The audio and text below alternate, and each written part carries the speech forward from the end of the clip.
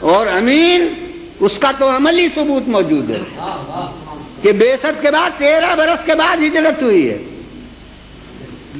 اور شب ہجرت تک مشرکین کی امانتیں پیغمبر کے پاس تھیں، وہ کوئی مسلمانوں کی رکھی ہوئی امانتیں نہیں تھیں، مومنین کی امانتیں نہیں تھیں، انہی کی امانتیں تھیں جو جس میں مبارک پر پتھر مارتے تھے، جو اذیتیں دیتے تھے، اور انہی کی امانتیں شب ہجرت تک پیغمبر کے پاس موجود تھیں۔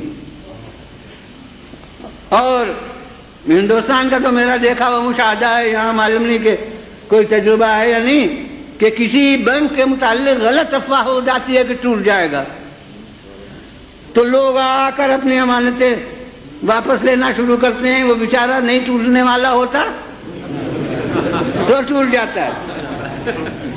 یہاں دارالندوہ میں ایک کانفرنس ہو چکی ہے، رات مقرر ہو گئی کہ ان کی زندگی کا خاتمہ کر دیا جائے، وہ مسلمانوں سے کتنی سی غیر راز میں ہو، لیکن اس جماعت کے افراد سے وہ راز نہیں رہ سکتی تھی، جبکہ ہر قبیلے کے نمائندے اس میں موجود تھے۔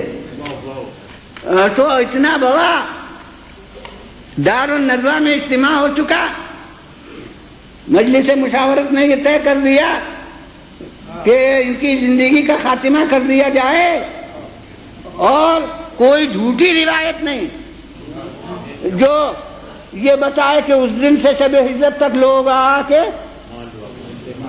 اپنی امانتیں مانگتے ہوں۔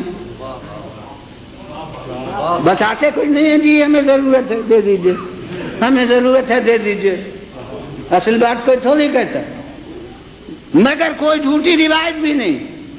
میں کہتا ہوں یہ ہے تحت شعور اور نیم شعور، اور جتنی تہیں ہیں شعور کی اور لا شعور کی، ان میں ان کی امانت داری پر اعتماد کہ چاہے جان لے لیں مگر ہماری امانتیں کہیں نہیں جا سکتی، اس کے لیے ذہن میں کوئی اضطراب نہیں پیدا ہوتا۔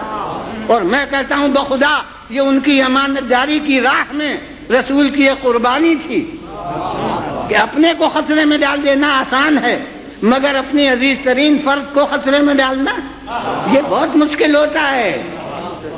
خود جائیں اور ایک فرد کو جس کو پالا ہے، جس کو ابتدا سے پرورش کی ہے مثل اولاد کے، اور اسے چھوڑ جائیں، مگر یہ ان کی امانت داری کی راہ میں قربانی ہے کہ اگر جاؤں بھی تو امانتیں ایسے ہاتھ میں دے جاؤں کہ مشرکین بھی نہ کہہ سکیں کہ آپ نے غیر محفوظ ہاتھوں میں ہماری امانت دے دی۔ جتنا مجھ پر اعتماد ہے اتنا ہی جس پر اعتماد ہو۔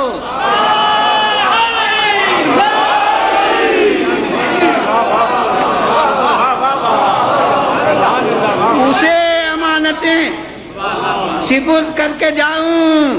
میں کہتا ہوں اب تمام مسلمانوں کے لیے لمحہ فکریہ ہے کہ جو ایسا امین ہو کہ مشرکین کی امانتیں بغیر محفوظ ہاتھوں میں دیے ہوئے شہر نہ چھوڑے، وہ خدا کی امانتیں بغیر محفوظ ہاتھوں میں دیے ہوئے دنیا چھوڑے۔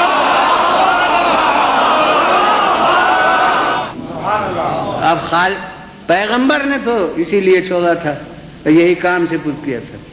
اب یہ اور بات ہے کہ بروقت جب شہر میں تو اس لیے رہے، اب بروقت خالق نے کہا جب یہ رہتے ہیں تو ہم ایک کام لے لیں گے، اور وہ یہ کہ رسول کے جانے کا پردہ بن جائیں۔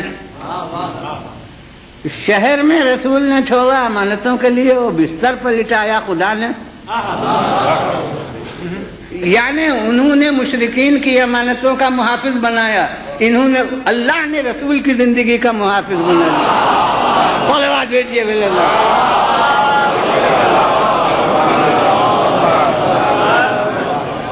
وہ پھر خالق نے بروقت یہ کہہ دیا کہ ان سے کہو کہ یہ بستر پر لیٹ رہے ہیں، اس کو تفصیل سے اس وقت نیت کرنا ہے، تو اب اس کے لیے بستر رسول پر لیٹے، اور حکم یہی تھا کہ لیٹ رہے۔ سونا آدمی کے اختیار میں نہیں ہوتا، لیٹنا اختیار میں ہوتا ہے۔ تو حکم سونے کا نہیں ہو سکتا، لیٹنے کا حکم ہو سکتا ہے۔ یہ تو نفس کی کیفیت سے متعلق ہے۔ اگر نفس مضطرب ہوگا تو جاگ کے رات کاٹے گا، اگر نفس مطمئن ہوگا تو سو